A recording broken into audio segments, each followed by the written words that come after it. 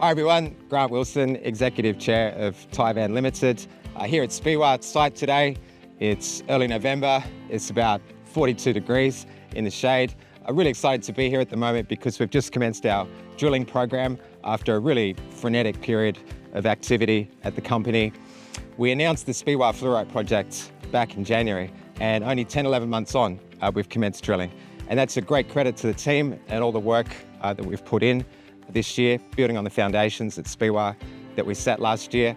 It partly reflects the mineral that we're chasing at Speewah. Fluorite, we announced in January, it's got these incredible critical use cases in semiconductors and in EV batteries. It's a really unique opportunity that we have in Australia, and that was reflected in the landmark announcement that we made in June that we're working in strategic alliance with Sumitomo Corporation of Japan. Now, you'll be watching this at the AGM. We'll at that point be on the cusp of a joint venture with Japan. We're really excited about that development. And all I wanted to say today is thank you. Thank you for sticking with us through the course of the last 18 months. The transition from TNG to Taiwan, it's been a hell of a journey. There will have to be a book down the track, but that's enough for me right now. What I really want to do is hand over to the team to walk you through what's happening on site. Thank you. Thanks, Grant. G'day, I'm Steve Walsh, Chief Geologist here at Taiwan Limited. We're out on site at the moment at the Speewah Fluorite Project. We've been out here for over a month now, completing our metallurgical test work drilling. It's been going really well. We're really happy. We've drilled a number of holes. We've had some great success. We've had some great looking core coming out of the ground, lots of high grade intercepts of really nice looking fluorite veins. We've drilled through a number of lithology types across a number of holes. We've had SRK hydrology out here. They've been completing water sampling as part of our baseline monitoring programs, monitoring bores. We've also had NG Civil out on site doing our civil and mining works, so they've been out here assisting us with preparation of tracks and pads for the drilling, as well as the ongoing rehabilitation post-drilling.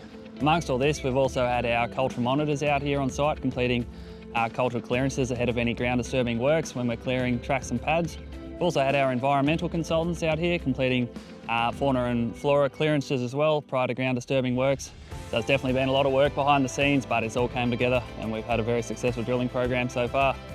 I'll now pass you over to Reggie and John from Narangani Civil and Mining. Yeah, my name is Reggie Madden, and we're part of the Narangani Civil and Mining company that more or less would benefit, especially the works around here, and with the partner of John. So Narangani is an ancient term, and it refers to the cycle of giving back to the land.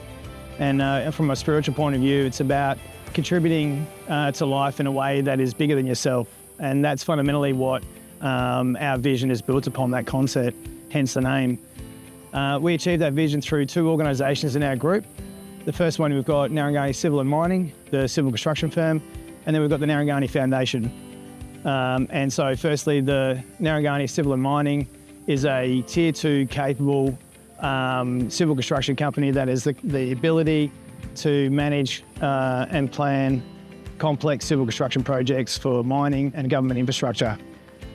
The Narangani Foundation is critical to our vision. It's the mechanism for us to be able to engage Indigenous communities and provide a perpetual funnel of employment opportunities. So we use our civil construction projects as a platform for people from remote communities to come in and get licensing, training and employment either within our project or with overflow flowing into external job placement agencies, so that we don't just fill the jobs in the project, but we can create jobs beyond that as well.